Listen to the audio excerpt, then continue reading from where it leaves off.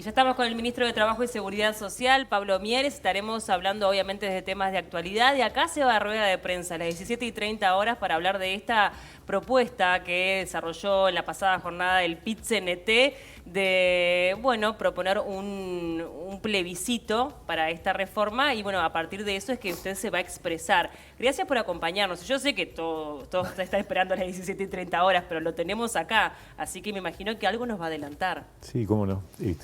Bueno, Un gusto, encantado de estar por acá. La verdad que, bueno, nos enteramos ayer. Todavía yo diría, hay que esperar un poco para tener definitivamente cuál es el plan que tiene el PIT-CNT al respecto. Parece claro que están avanzando hacia un plebiscito sobre la reforma de la seguridad social, pero al mismo tiempo la votación de ayer fue muy dividida por los datos que uno tiene de la prensa. Había distintas posiciones y todavía no existe el texto redactado. A primera vista, lo que uno dice es justamente esas tres medidas que están planteadas como objetivo de la enmienda constitucional van en la dirección totalmente contraria, no solo a lo que propuso la ley y lo que hoy estamos reformando, sino a lo que todos los partidos políticos pensábamos en el 2019. El problema del sistema previsional uruguayo es que cada vez requiere de más recursos y aumenta el peso en el Producto Bruto Interno. Y si estas medidas fueran las que en definitiva el PIT-CNT impulsa y prosperaran, lo que hace es acelerar el proceso de déficit de la seguridad social de manera absolutamente radical, al punto de ponerlo en riesgo de colapso en breve tiempo. Por eso nos sorprende mucho que esas medidas que están planteadas, porque el PIT-CNT sabe que hay un problema, más allá de que pueda tener diferencias con el gobierno, sabe que el régimen de seguridad social está con dificultades de déficit y de déficit creciente. Entonces, poner en la Constitución una edad de retiro fija, que en general en el mundo no sé si existen algunos antecedentes al respecto, o eliminar las AFAPs, con todo lo que implica eso, de ahorros individuales que son de personas, no son del Estado, son de cada persona, y subir las jubilaciones bajas, que por supuesto nosotros querríamos, ¿qué más querríamos? Son tres medidas todas que van en sentido de desfinanciar aún más el régimen de seguridad social y por lo tanto afectar fuertemente el futuro de las propias jubilaciones. Pero bueno, yo no quiero adelantarme, a mí me parece que lo importante ahora es esperar a ver cómo decanta, cuál es la postura definitiva y allí sí, si esta postura se mantiene en esa dirección, bueno, tendremos el debate correspondiente, ¿no? O sea que usted no estaría de acuerdo tampoco en esto de la jubilación mínima, que también ha sido pedido por los sectores de jubilados, por el director de los jubilados en el BPS, es algo que se viene hablando. No dan los números, es inviable. Claro, no es que no esté de acuerdo, lo que pasa es que, a ver, cuando gobernaron los que hoy son oposición, hubo mínimos aumentos de las jubilaciones mínimas. Y por otra parte, si yo no entendí mal y se habla de subir por encima de la línea de pobreza, y creo que esa es la medida, la línea de pobreza es diferente según Montevideo Interior, porque la canasta de alimentos, que es la que define la línea de pobreza, es distinto el valor en Montevideo que en el interior. Por lo tanto, tendríamos dos jubilaciones mínimas, la de los montevideanos, que sería más alta, y la del interior, que sería más baja. Incluso la línea de pobreza del interior es más baja que el monto actual de las jubilaciones mínimas. Entonces, por eso digo, si entramos a profundizar, hay muchas cosas que están entre signos de interrogación, que dentro del propio PIT-CNT, si uno mira la votación, esta posición, la que ganó, a su vez es minoritaria con respecto al resto del movimiento sindical. Sí, o sea que, también es cierto que dentro de lo que es la fuerza de la oposición, el Frente Amplio, hay como voces muy divididas. Se expresó el expresidente José Mujica, se expresó el intendente de Canelones, Yamandu Orsi. Bueno, hay algunos sectores que también se han desmarcado un poco por eso, este plebiscito. yo creo que hay que ser cauto, que no hay que dar por cerrado esto. Yo tengo conocimiento muy cercano con la gente del PIT-CNT y sé que que sus principales dirigentes saben que el problema de la seguridad social, más allá de las diferencias que obviamente tienen, porque las han expresado con esta ley que se votó, que yo creo que están equivocados, pero tienen todo el derecho, pero lo que no hay duda es que el sistema de seguridad social requería un ajuste en materia de sostenibilidad de los recursos, y que esto que está planteado hoy por parte del PIT-CNT en primera instancia va en el sentido totalmente contrario. ¿Y no es factible hacer alguna modificación a la reforma que ya está aprobada? Siempre hay posibilidades. Uno nunca... fue un proceso de 2 años y medio, con mucha participación. Yo diría que nunca hubo para una reforma de la seguridad social el nivel de participación que ha habido en esta oportunidad. Tuvimos un año con la comisión de expertos. La comisión de expertos se integró por todos los partidos políticos y todos los actores sociales. Había representantes del Frente Amplio, 3 representantes del Frente Amplio, 1 del PIT-CNT, 1 del Movimiento de los Jubilados, otro de los empresarios y después representantes de los partidos de la coalición. Se trabajó un año, se recibió más de 80 delegaciones. Todo el que quiso dialogar con la comisión de expertos lo pudo hacer, hasta comisiones barriales, universidades, centros de estudio, organismos internacionales, y después de eso se elaboró un anteproyecto. Ese anteproyecto, antes de mandarlo al Parlamento, se entregó a todos los partidos, también a los actores sociales, se volvió a discutir, y después en el Parlamento. Entonces, esto fue, la verdad, objeto de un diálogo muy profundo, muy serio, muy abarcativo, muy plural. Y por supuesto siempre, después que una norma empieza a andar, hay que ver y hay que eventualmente estudiar si hay ajustes. Pero el diseño general, yo creo que es el diseño que además, mi impresión es que más allá de las críticas, cualquiera que mañana le toque gobernar, difícilmente puede inventar algo muy distinto, ¿no? Con respecto a esto que mencionaba Paula, de la división que se empezó a visorar en el Frente Amplio, ¿les sorprendió? Porque desde el gobierno se ha dicho muchas veces que casi que el PIT-CNT y la oposición están empatados, que serían casi que una misma cosa. Hemos escuchado esos argumentos. ¿Les sorprendió que figuras destacadas del Frente Amplio ya hoy salieran a desmarcarse de esta propuesta de juntar firmas? No me sorprendió porque yo creo que este es un proceso que no está todavía el pescado vendido, para decirlo de una manera sencilla. Por eso mi opinión sobre lo que en principio aprobó el PIT-CNT ayer es una opinión muy suave y muy cautelosa, como debe ser. Fue también la opinión del presidente de la República hoy. ¿Le sorprendió? Sí, la verdad que sí, porque de las alternativas que había, esta es la más radical, digamos, y la que está más lejos, o sea, la que genera mayores impactos, si se fuera a confirmar, y los impactos más negativos sobre el país y sobre la propia seguridad social. Entonces me sorprendió, sí. Bien. ¿No hay un conocimiento a cabalidad de la situación en la que estaba el sistema previsional o hay una diferente interpretación? ¿Usted cómo lo lee? Porque por lo que usted está diciendo ahora es prácticamente como que el PIT-CNT hiciera ojos ciegos al problema de fondo que es la financiación del sistema previsional, casi que por lograr un impacto político. No, lo que pasa es que lo que el PIT-CNT opina es heterogéneo en sí. Ayer había 3 posiciones distintas. Y la que ganó por un poquito, el tercio mayor, digamos así. Ni siquiera llegó a la mitad. 16, 14, 14 fue la votación. Entonces, en el PIT-CNT mismo hay una diversidad de opiniones, que por eso digo hay que esperar a ver cómo decanta. Porque una cosa es la votación de ayer, otra cosa es que eso se convierta en un texto, y en el medio yo creo que va a pasar mucha agua bajo el puente, ¿no?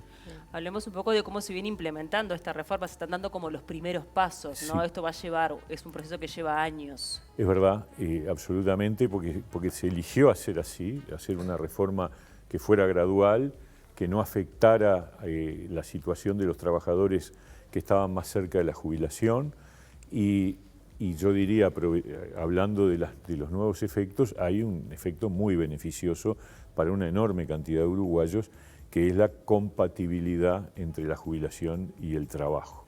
O sea, esto no es que no existiera antes, pero estaba limitado solo a aquellos trabajadores que aportaban a más de una caja. Entonces, aportando a más de una caja y teniendo 2 trabajos o 2 actividades, no había problema, uno podía jubilarse por una caja y seguir trabajando por la otra. Pero la gran mayoría de los trabajadores y de los jubilados son aportantes a industria y comercio dentro del BPS. Y esos no tenían ninguna chance hasta el 1 de agosto, es decir, hasta la semana pasada, de poder jubilarse por una de sus, si tuviera más de un trabajo, por uno de sus trabajos y seguir trabajando por el otro. Tenía que resolver, por ejemplo, una persona que tenía 2 trabajos como dependiente o una persona que tenía un trabajo como dependiente y además facturaba como unipersonal. Hasta el 1 de agosto, todo o nada.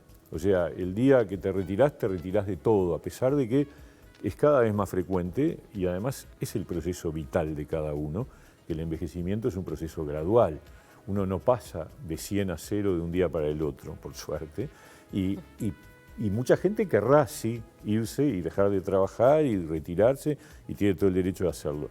Pero muchos otros dicen, no, yo prefiero ir bajando e incluso lo que incorpora esta norma también a partir de la semana pasada es la jubilación parcial. Si tú tenés un solo trabajo, en acuerdo con el empleador podés reducir horario y cobrar la jubilación por el horario que dejás de trabajar y seguir trabajando por el otro y seguir aportando, y luego cuando te jubilás por el resto se te ajusta la jubilación incorporando lo aportado por lo que se siguió trabajando. Entonces, esto, para que se hagan una idea, 2/3 de los jubilados son de industria y comercio. O sea que es una enorme cantidad de personas la que se beneficia de este cambio que está impulsado y que es parte de esta reforma. Y me parece que es bueno tenerlo en cuenta porque a mí me parece que sintoniza mucho más con la vida real de la gente. Vamos a ver, recién empezó, vamos a ver cuánta gente hace uso de esto, porque también los que ya están jubilados, si quieren, a partir de ahora, pueden formalizarse, volver a trabajar y mantienen su jubilación. Y muchos que están en negro, que de repente ahora tienen la chance de... Porque ese era el otro problema, que mucha gente como justamente cuando te jubilás todavía sentís que tenés impulso... Y las jubilaciones son muy bajas. Claro, esa es la principal razón por la que la gente sigue trabajando la mayor parte de las veces, ¿no? Eso también, por supuesto.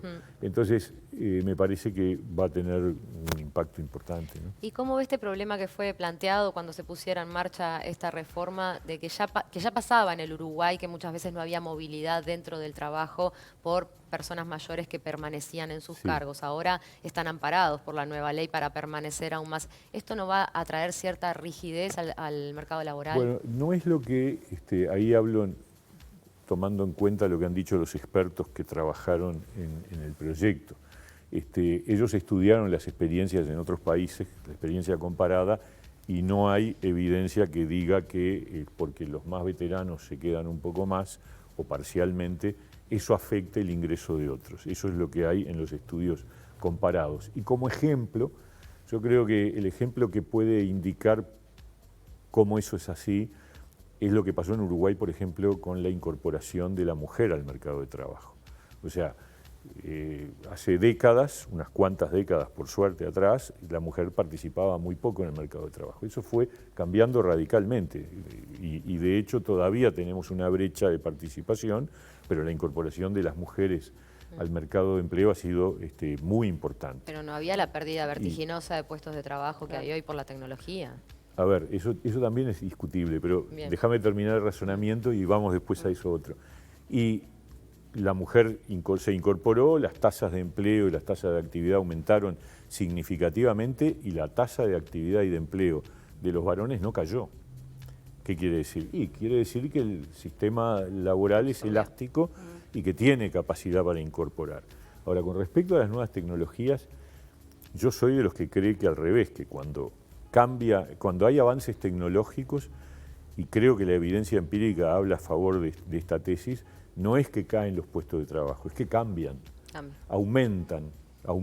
Lo que pasa es que son distintos y ahí sí hay un problema. Hay un trabajo de reconversión. Exactamente. Hay un montón de gente que sí tiene un problema porque sus habilidades, sus competencias, sus aprendizajes están referidos a puestos de trabajo que dejan de existir. Pero aparecen otros. El otro día escuché a un especialista español que decía, ¿saben cuáles son los países que tienen pleno empleo?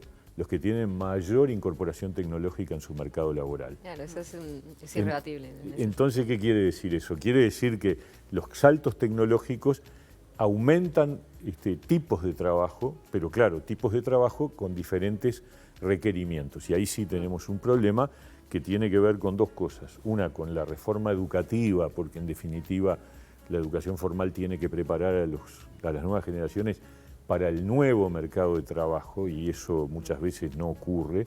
Yo diría es uno de los grandes problemas que tiene el sistema educativo formal, el nuestro y el de muchos países.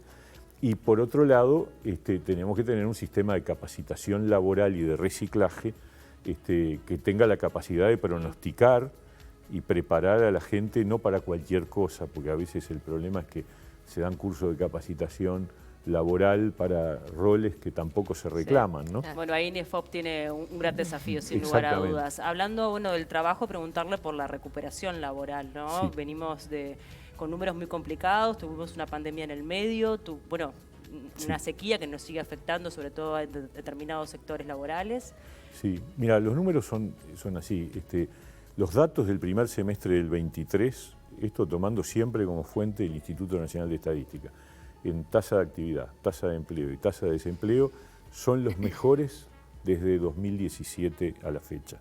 O sea, hay que ir hasta el 2017 para encontrar números similares. Es decir, nosotros lo que veíamos, y dicho en términos de puestos de trabajo, entre 2017, 18 y 19 se habían perdido 50.000 puestos de trabajo. Había una situación de crisis del empleo que en el 20 se agudizó, el primer año que nos tocó a nosotros, por la pandemia, y se perdieron 60.000 puestos de trabajo más. O sea que entre el 17 y el 20 se perdieron 110.000 puestos de trabajo. Pero entre el 21, el 22 y la mitad del 23 se recuperaron los 110.000 puestos de trabajo. En este momento tenemos un número de puestos de trabajo similar al que teníamos en 2017.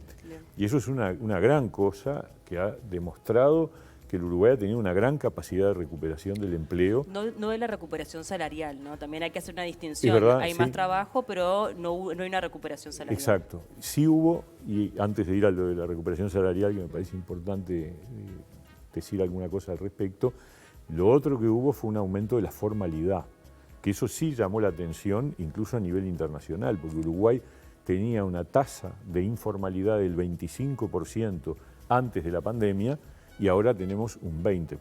O sea que aumentó la cantidad de trabajadores que están cubiertos, protegidos por lo que son los derechos jubilatorios y el seguro de paro y el subsidio por enfermedad. Yo creo que porque la pandemia fue como un efecto de demostración de la importancia de ser formal. Uruguay, el amparo que dan los sistemas previsionales, ¿no? Exactamente. Y Uruguay, una de las grandes respuestas que tuvo en la pandemia fue seguro de paro parcial, el proteger al trabajador cuarentenado con el subsidio por enfermedad, un montón de medidas que hicieron la diferencia. Dejó a la vista grandes defectos también, ¿no?, de nuestro sistema previsional, como por ejemplo personas que tenían un ingreso menor y como tenían ese ingreso vigente no eran amparados por el ingreso mayor que perdían, en el caso de multiempleo. Sí. Varias fallas que se vieron. Eso sigue siendo un problema porque no está resuelto.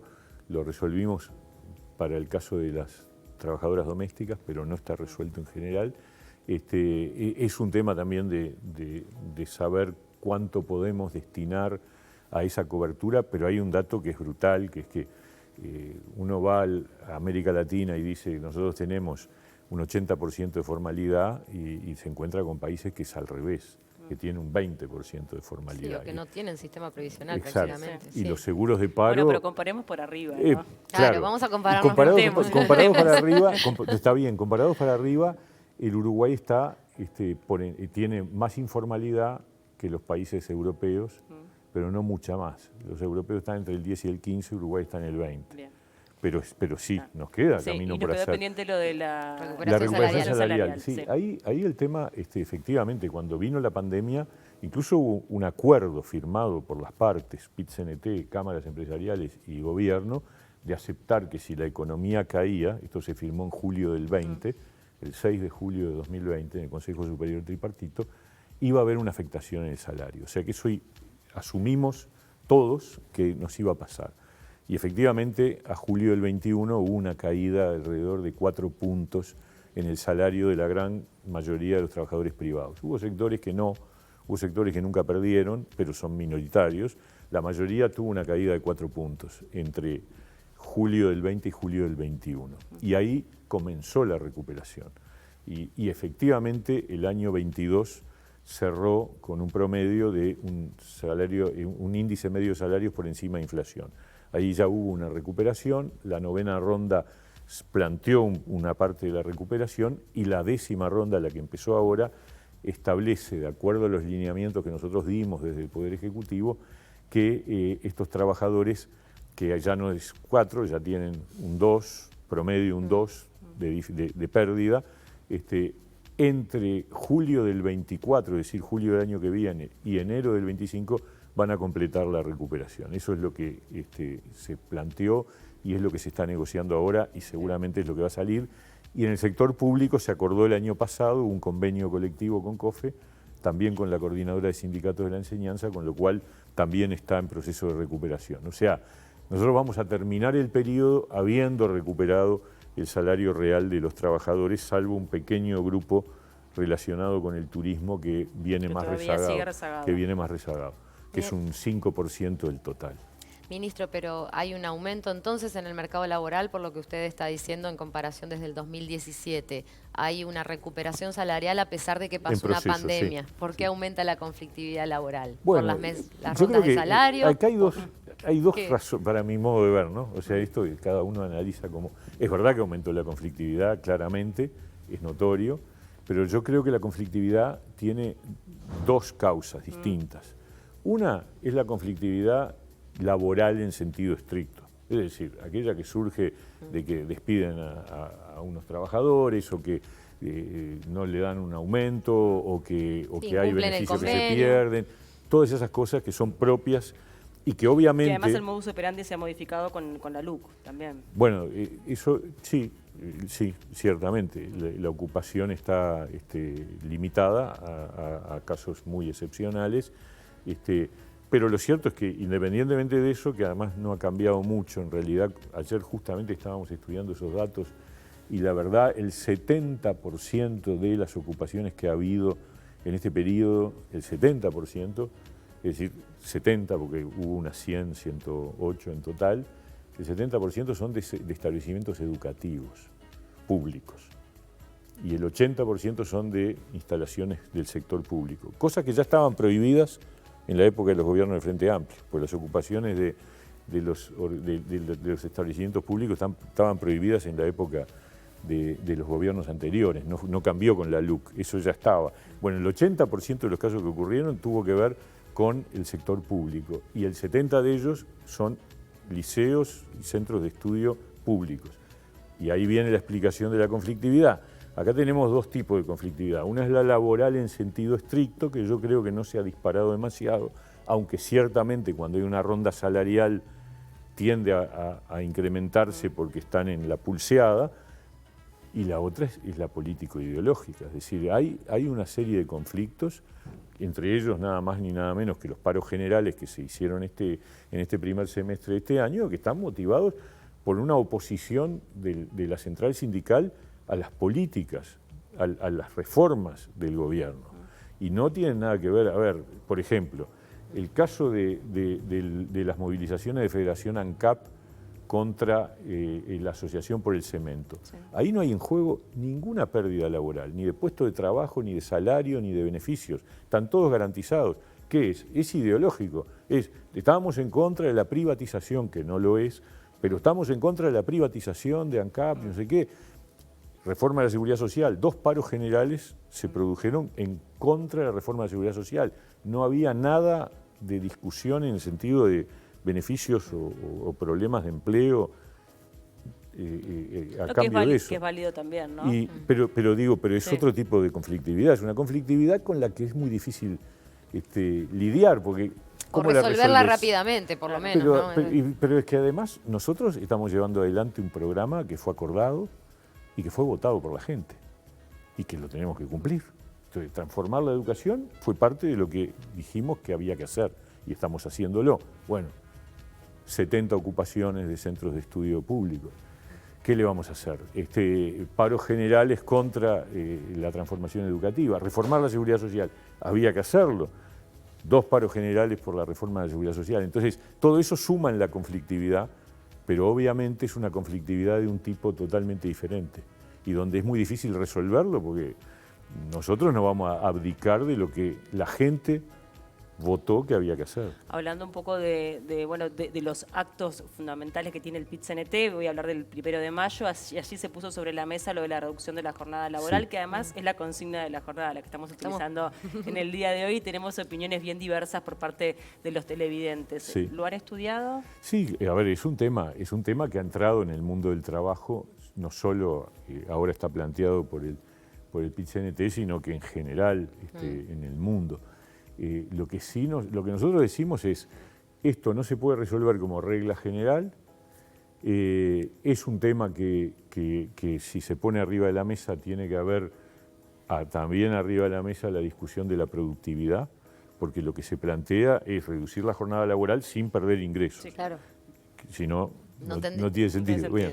Sí. Entonces, al reducir la jornada laboral sin perder ingresos, eso es viable desde el punto de vista del funcionamiento de la actividad económica si como contrapartida se mantiene un nivel de productividad similar. Bueno, que en realidad Bueno, pasó fue- bastante con el tema de la pandemia, la tecnología, el teletrabajo llegó para quedarse. Hoy Sí. el híbrido es algo que está muy presente en muchas empresas. En Y sí, definitiva, y no es- es algo tan descabellado y es una corriente a nivel No, internacional. pero ¿no? ojo, porque el teletrabajo no implica reducción de la jornada laboral, No. implica flexibilizar Pero los tiempos de sí, trabajo. Claro, eso a sí. veces implica una extensión de la jornada. Y a veces, claro, Depende. por eso en la ley de teletrabajo es muy importante Sí, garantizar el sí. tiempo de El tiempo desconexión, de descanso. porque si no quedás enhebrado todo el día, eso todos lo sabemos. Sí, claro. Pero Entonces, también a lo que dice Paula de las diferentes tecnologías y modalidades de trabajo, también hay experiencias previas de Sí. reducción. Y puede haberlas y nosotros a priori no tenemos una postura contraria. Sí decimos, ojo, tiene que haber una mejora de productividad, sea por la incorporación de tecnología, sea porque los propios trabajadores logran mejores resultados contra la reducción de su jornada de trabajo. Ha habido algunos acuerdos en Uruguay, hubo uno en el sector de la bebida, otro en el sector de la construcción, Sí. también en la metalurgia. Metalúrgica. O sea, tenemos varios casos. Sectores grandes. Lo que no es razonable es pensar que eso se puede resolver por ley. No, y además, digo, también es cierto que teniendo en cuenta que los salarios en algunos sectores son bajos, hay un problema de un multiempleo, o sea, podría llegar a desembocar en un multiempleo. También. Algo que hoy ocurre, por ejemplo, Sí. en el ámbito de la salud es muy común que Sí. enfermeros hagan 2 turnos de 6 horas. Exacto. Sí, Bueno. y digo, el riesgo también que tiene es que, y ese para el trabajador incluido, es que si hay una reducción de jornada laboral sin mejora de productividad, eso va a significar que la rentabilidad de la empresa va a bajar, porque si hay menos horas de trabajo y se produce lo mismo por hora, entonces vas a tener menos producción y por lo tanto menos rentabilidad. En algún momento eso se ajusta por algún lado y en general se ajusta por el lado de los trabajadores. Por eso Entonces, aquello del tiro en el entonces pie hay que tener- dijo, Sí, exactamente, sí. en este razonamiento. Sí, exactamente. Y hay que tener cuidado con pensar que esto tiene solo una cara, que es la cara linda de que voy a trabajar menos, Claro. pero después voy a tener menos puestos de trabajo, capaz. Es todo un tema. Por eso hay que ir con cuidado. Si hay un planteamiento, hay que discutirlo, la negociación colectiva para eso, porque todos los casos que recién mencioné, ninguno se hizo por ley, ni en la construcción, ni en la bebida, ni en la metalurgia. Se hizo por convenio colectivo, por acuerdo en la negociación salarial. Hablando ya desde el ámbito político, usted forma parte de una coalición, bueno, que ha tenido diferencias dentro de lo que es esta coalición integrada, sobre todo con integrantes del Cabildo Abierto. ¿Usted considera que se ha debilitado? No, yo creo que no. Lo que hay, a ver, siempre hubo diferencias porque somos diferentes, porque somos Había 4 diferencias partidos fuertes, distintos. ¿no? Hasta en un momento Cabildo Abierto Sí. casi se retira de la coalición. Sí, no, hubo momentos de mucha tensión. Eso habría que preguntarle a ellos. Yo Bueno, pero no como debo integrante. meterme en eso. Simplemente yo lo que sí hemos hecho como partido independiente es opinar sobre los temas y los 2 grandes momentos de dificultad o de conflictividad que tuvieron que ver, uno con la reforma de la seguridad social, en donde hubo una tensión importante, y el otro vinculado con el cambio en el Ministerio de Vivienda, En los dos casos nosotros nos sentimos identificados Con la forestación primero también. Y con la ley forestal primero. Ah, bueno, con la ley forestal. En los tres casos nuestro posicionamiento fue, pero por convicción, porque no por estar del lado de allá o de acá, simplemente la ley forestal, porque nosotros creemos que ese es un camino de desarrollo del país que es valioso y que le ha servido al Uruguay para crecer, sin ninguna duda. Y el caso de la reforma de la seguridad social, bueno, era de mi cartera, o sea que estaba directamente involucrado, y también en el debate sobre la gestión del Ministerio de Vivienda compartimos la posición asumida por el presidente. Entonces, en los tres casos hemos tenido posiciones muy claras, distintas a las de Cabildo, sin perjuicio de lo cual yo creo que la coalición tiene un compromiso por el país que se ha ido cumpliendo. Después pasaremos raya al final de qué cosas quedaron pendientes y qué no. Y yo creo que para el 2024 lo que se proyecta es la continuidad de un formato en donde de un lado está el Frente Amplio, que también tiene diferencias internas importantes, nada más que el formato del Frente es partido, pero en realidad es un partido compartido. Una coalición de izquierda. Porque el Partido Socialista, el Partido Comunista, el MPP, son todos, podrían llamarse, ser lemas en realidad, y eran antes, al principio. O sea que me parece que lo que hay es dos bloques, y esos dos bloques es muy probable que se prolongue en cuanto al escenario electoral para el 2024. Y nosotros sentimos que esta coalición va a dejar pendientes cosas para hacer, algunas encaminadas como la educación, otras que también como la reforma del Estado en una primera fase, y bueno, queda pendiente mucho más para trabajar. Muy bien. Bien. Usted está apurado, nosotras tampoco tenemos tanto tiempo, pero yo encantado, tiene conferencia ahora, gusto, en un ratito nada más. Algo nos adelantó sobre lo que va a estar hablando a las 17:30. Casi todo, digamos. Muy bien, bueno, nos gusta tener no la nos primicia. deje un titular para mañana que veamos en la mañana y no lo dijo acá. Nos dio la primicia al libro, entonces nos quedamos con eso. Muchas gracias por su tiempo, fue un gusto recibirlo. Gracias, ministro.